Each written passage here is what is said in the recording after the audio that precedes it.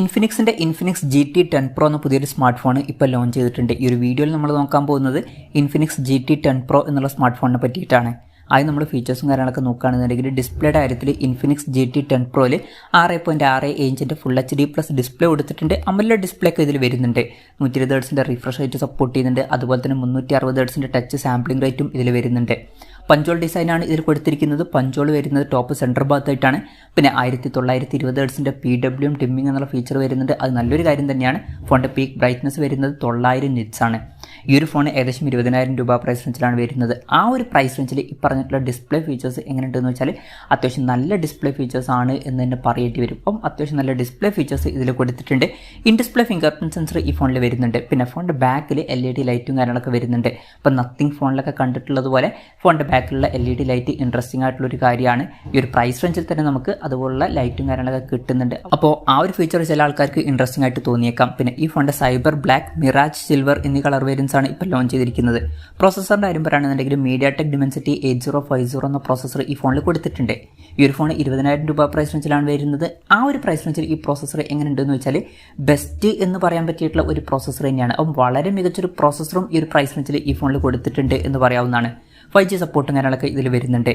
ഈ ഫോണിൽ 8 GB റാമും 256 GB ഇൻറ്റേർണലും വരുന്നുണ്ട്. അതും നല്ലൊരു കാര്യം തന്നെയാണ്.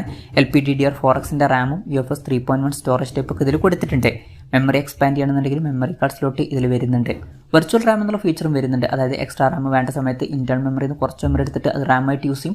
അങ്ങനെ 8 GB റാം വരെ എക്സ്ട്രാ ലഭിക്കുന്നതായിരിക്കും. NFC എന്നുള്ള ഫീച്ചർ സപ്പോർട്ട് ചെയ്യുന്നുണ്ട്. വേപ്പർ ചേമ്പർ കൂളിംഗ് എന്നുള്ള ഫീച്ചർ ഇതിൽ കൊടുത്തിട്ടുണ്ട്. ഫോൺ പെട്ടെന്ന് ഹീറ്റ് ആവാതിരിക്കാൻ വേണ്ടിയിട്ട്. പിന്നെ നല്ല വൈബ്രേഷൻ എഫക്റ്റിന് വേണ്ടിയിട്ട് 4D വൈബ്രേഷൻ എന്നുള്ള ഫീച്ചറും വരുന്നുണ്ട്. സ്റ്റീരിയോ സ്പീക്കേഴ്സ് ഈ ഫോണിൽ കൊടുത്തിട്ടുണ്ട്. 3.5mm ഓഡിയോ ജാക്കും ഈ ഫോണിൽ വരുന്നുണ്ട്. Android 13 ബേസ് ആയിട്ടുള്ള XOS സോഫ്റ്റ്വെയർ ആണ് ഈ ഫോണിൽ വരുന്നത്.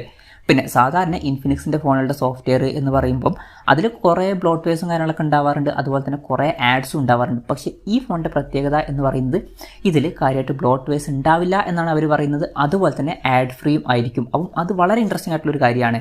ക്യാമറയുടെ കാര്യം പറയുകയാണെന്നുണ്ടെങ്കിൽ ഫോണിൻ്റെ പിന്നിൽ ട്രിപ്പിൾ ക്യാമറ സെറ്റപ്പ് കൊടുത്തിട്ടുണ്ട്. 108 MP 1.75 APS വരുന്ന മെയിൻ ക്യാമറ സെൻസറാണ് ഈ ഫോണിൽ വരുന്നത്. പിന്നെ 2 MP ഡെപ്ത് സെൻസറും അതുപോലെ തന്നെ 2 MP മാക്രോ ലെൻസും ഇതിൽ കൊടുത്തിട്ടുണ്ട്. ശ്രദ്ധിക്കേണ്ട ഒരു കാര്യം, അൾട്രാ വൈഡ് ആംഗിൾ ലെൻസ് വരുന്നില്ല. ഈ ഒരു പ്രൈസ് റേഞ്ചിലൊക്കെ നമ്മൾ ultra wide angle lens expect ചെയ്യുന്നുണ്ട്. പക്ഷേ അത് ഇതിൽ മിസ്സിംഗ് ആണ്. സെൽഫി ക്യാമറയുടെ കാര്യം പറയുകയാണെന്നുണ്ടെങ്കിൽ ഫ്രണ്ടിൽ 32 MP സെൽഫി ക്യാമറ കൊടുത്തിട്ടുണ്ട്.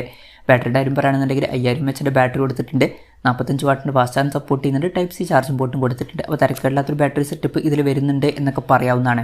പിന്നെ ഈ ഒരു സ്മാർട്ട് ഫോൺ ഈ ഒരു വീഡിയോ റെക്കോർഡ് ചെയ്യുന്ന സമയത്ത് ഇന്ത്യൻ മാർക്കറ്റിൽ ലോഞ്ച് ചെയ്തിട്ടില്ല.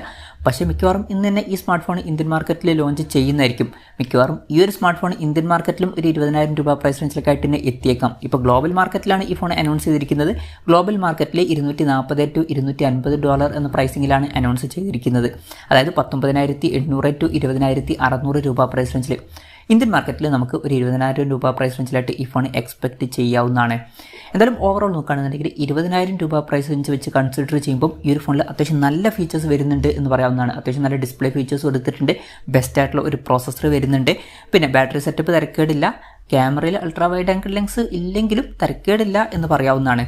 പിന്നെ ഇതിൽ ഫോണിൻ്റെ ബാക്കിൽ LED ലൈറ്റൊക്കെ കൊടുത്തിട്ടുണ്ട്. അപ്പം ഈ ഒരു ഫോൺ ഈ ഒരു പ്രൈസ് റേഞ്ചിൽ അത്യാവശ്യം ഇൻട്രസ്റ്റിംഗ് ആയിട്ടുള്ള ഒരു ഫോണായിട്ടാണ് എനിക്ക് തോന്നിയിട്ടുള്ളത്. എന്തായാലും ഈ ഒരു ഫോണിനെ പറ്റിയിട്ടുള്ള നിങ്ങളുടെ അഭിപ്രായം ജസ്റ്റ് ഒന്ന് കമൻറ്റ് ചെയ്യുക. അതുപോലെ തന്നെ ഇന്ത്യൻ മാർക്കറ്റിൽ ഏത് പ്രൈസിങ്ങിലാണ് എക്സ്പെക്ട് ചെയ്യുന്നത് എന്നുള്ള കാര്യം കൂടി ജസ്റ്റ് ഒന്ന് കമൻറ്റ് ചെയ്യുക. ചിലപ്പം ഈ ഒരു വീഡിയോ നമ്മൾ അപ്ലോഡ് ചെയ്ത് മണിക്കൂറുകൾക്കകം തന്നെ ഇന്ത്യൻ മാർക്കറ്റിൽ ഈ ഫോൺ ലോഞ്ച് ചെയ്തേക്കാം.